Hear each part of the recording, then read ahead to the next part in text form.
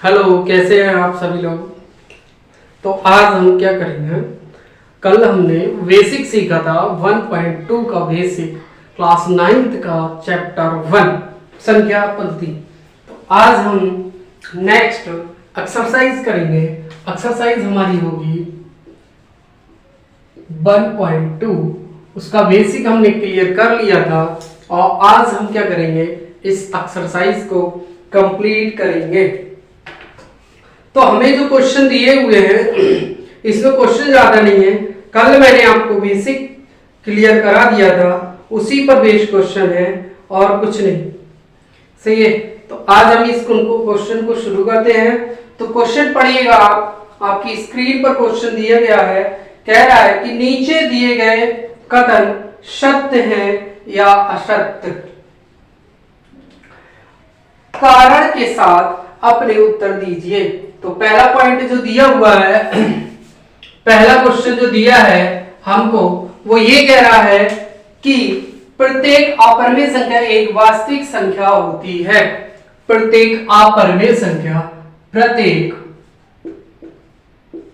अपरिमेय संख्या, परिमेय संख्या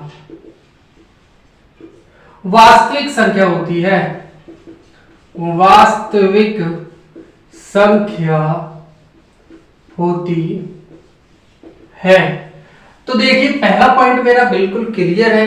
कितनी भी अपरिमेय संख्याएं हो, मैंने आपको बताया था कि अपरिमेय हो चाहे परिमेय हो, चाहे हमारी प्राकृतिक संख्या हो, चाहे पूर्ण हो, चाहे इंटीजर हो, सारे के सारे क्या आएंगे, रियल नंबर्स आएंगे। क्या आते हैं, रियल नंबर्स में आते हैं। तो मैं ये बात सत्य कहूंगा कि प्रत्येक अपरिमेय संख्या, प्रत्येक अपरिमेय संख्या कैसी होती है, वास्तविक संख्या होती है। कैसी होती है, वास्तविक संख्या होती है। नेक्स्ट पॉइंट जो हमें दिया हुआ है, कह रहा है संख्या रेखा, नेक्स्ट क्वेश्चन जो है, संख्या रेखा का प्रत्येक बिंदु रूट m के रूप का है, जहां एक प्राकृतिक संख्या है, जहां m क्या है, एक प्राकृतिक संख्या है। सेकंड पॉइंट मुझसे ये कह रहा है कि रूट m दिया हुआ है और m जो है प्राकृत संख्या है, प्राकृत संख्या है। तो मुझसे ये बात कही गई है कि अगर ये प्राकृतिक संख्या है तो प्रत्येक बिंदु रूट m के रूप का है, जहां एक ये प्राकृतिक संख्या है। तो मैं ये कह सकता हूं जितनी भी संख्या है अगर रूट m की फॉर्म में है, सही है, और संख्या रेखा के प्रत्येक बिंदु रूट m के रूप का है, ये बात कह रहे हैं कि ये एक संख्या रेखा है। आप बताओ संख्या रेखा पर कभी रूट आता है? -1, -2 इस तरीके से संख्या होती है। हमारी फॉर्म क्या होती है, जैसे मैंने 1 रूट में 2 3 4 को मैं कितना लिख सकता हूं, 2, ये 5। तो मैं ये क्लियर कह सकता हूं कि रूट m जो दिया गया है वो सारी की सारी संख्याएं मेरी रूट में नहीं होंगी। क्या होंगी, रूट में नहीं होंगी। वो यही तो कह रहा है कि संख्या रेखा का प्रत्येक बिंदु, सारे के सारे जो बिंदु होंगे, जैसे 1 दिया, 2 दिया, 3 दिया, सारे के सारे बिंदु क्या रूट की फॉर्म में होंगे? नहीं, विदाउट रूट की फॉर्म में होते, विदाउट रूट की फॉर्म में होते। तो ये बात मेरी क्या हुई, असत्य हुई। नेक्स्ट क्वेश्चन कह रहा है प्रत्येक वास्तविक संख्या एक अपरिमेय संख्या होती है। थर्ड पॉइंट, यही थर्ड पॉइंट दिया हुआ है कि प्रत्येक वास्तविक संख्या अपरिमेय संख्या होगी। ये तो बात सही है कि प्रत्येक अपरिमेय संख्या वास्तविक संख्या होती है, लेकिन ये बात असत्य है कि प्रत्येक वास्तविक संख्या एक अपरिमेय संख्या हो, क्योंकि वास्तविक संख्याएं जो हैं वो मेरी परिमेय से भी बनी होती हैं, अपरिमेय भी होती हैं, इंटीजर्स भी होते हैं, प्राकृतिक संख्याएं भी होती हैं। तो रियल नंबर्स में कई नंबर्स आते हैं, वो सारे के सारे क्या अपरिमेय होती है? नहीं, परिमेय संख्या क्या अपरिमेय होंगी? नहीं। तो मैं ये कह सकता हूं, थर्ड पॉइंट मेरा फिर असत्य हो गया कि प्रत्येक वास्तविक संख्या एक अपरिमेय संख्या होती है। ये बात क्या है, बिल्कुल गलत है। देखो रूट 2 है, रूट 3 है, रूट 4 है, तो रूट 4 को 2 लिख दूंगा, 2/1 लिखा, तो ये p/q की फॉर्म में आ गया। जब ये p/q की फॉर्म में बन गया तो ये क्या बन गई, एक परिमेय संख्या, परिमेय संख्या। रियल नंबर तो है ही, लेकिन ये क्या है, परमेय। तो सारे रियल नंबर अपरमेय कैसे हो सकते हैं? नहीं ना, असत्य बात है।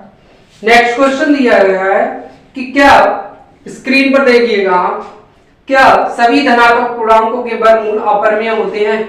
जितने भी धनात्मक हैं पूर्णांक हैं वो सभी के सभी क्या, उन सभी का वर्गमूल जो होता है वो क्या अपरमेय होता है? नहीं।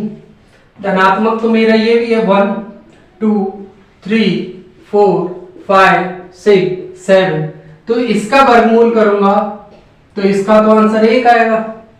अपरमेय कहाँ है? √2 तो अपरमेय, √3 तो अपरमेय, √4 क्या हो जाएगा? इसका आंसर 2 आएगा। तो ये क्या है?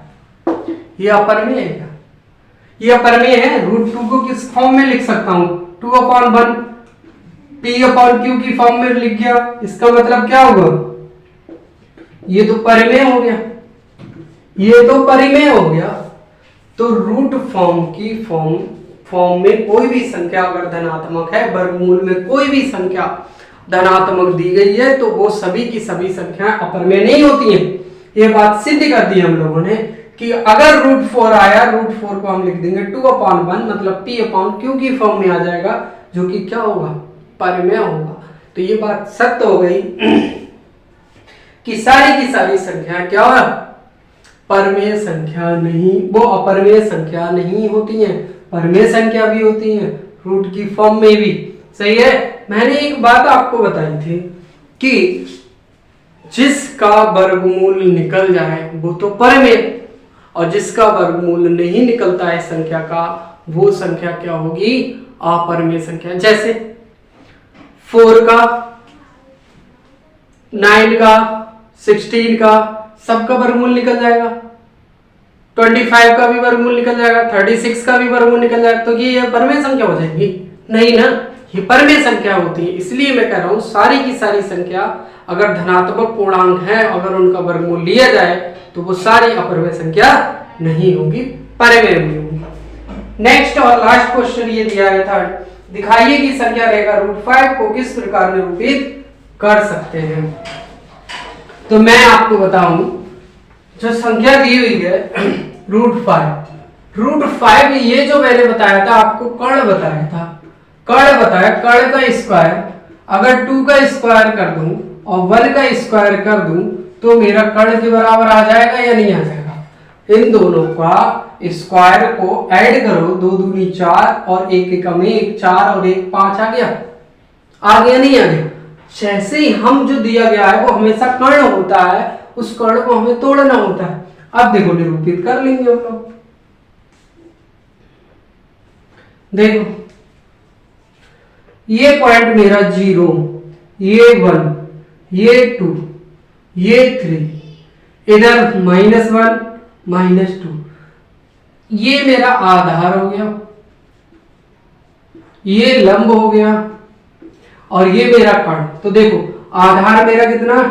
2, मैंने ले लिया 2 सेंटीमीटर मेरा आधार, 1 सेंटीमीटर क्या है मेरा? लंब, और ये मेरा क्या आ जाएगा? कर्ण। ये क्या आ जाएगा? कर्ण। और जो कि √5 है, ये 2, और ये क्या आ गया मेरा? 1 सेंटीमीटर का लंब आ जाएगा, 1 सेंटीमीटर। ये पॉइंट A, ये B और ये कितना?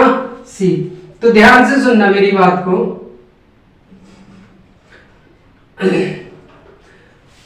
कि अब मुझे क्या करना है, प्रकार की नोक यहां रखूंगा, पेंसिल यहां रखूंगा और डॉट डॉट एक क्या करूंगा, मैं चाप लगा दूंगा, और ये मेरा जो चाप जहां काटेगा इस रेखा को, संख्या रेखा को, वही बिंदु मेरा √5 कहलाएगा। इसको मैंने क्या कर दिया?